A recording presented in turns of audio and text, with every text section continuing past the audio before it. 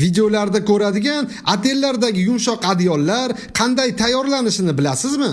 Hammasi yangi osilgan qo'y terilaridan boshlanadi. Dastlab mahoratli hunarmandlar har bir terini qo'llari bilan ehtiyotlab tanlaydi. O'tkir pichoqlar bilan chetlarini ehtiyotkorlik bilan kesadi.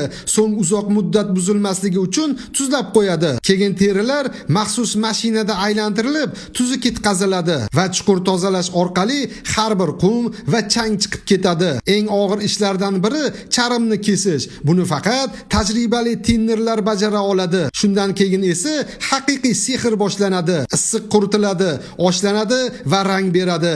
Mikroqum bilan yuvish va spirtli tozalash. Shu jarayondan keyin jungdagi har bir tola yaltirab nur sochib, ajoyib yumshoqlikka ega bo'ladi. Mana shunday jung keyinchalik adyollarga solinib, siz his qiladigan butunlay yengillikni his qildiradi. Endi savol, sizningcha uyingizdagi adyollar ham shunday uzun va sirli jarayon orqali tayyorlangandir. Fikringizni kommentariyada yozib qoldiring.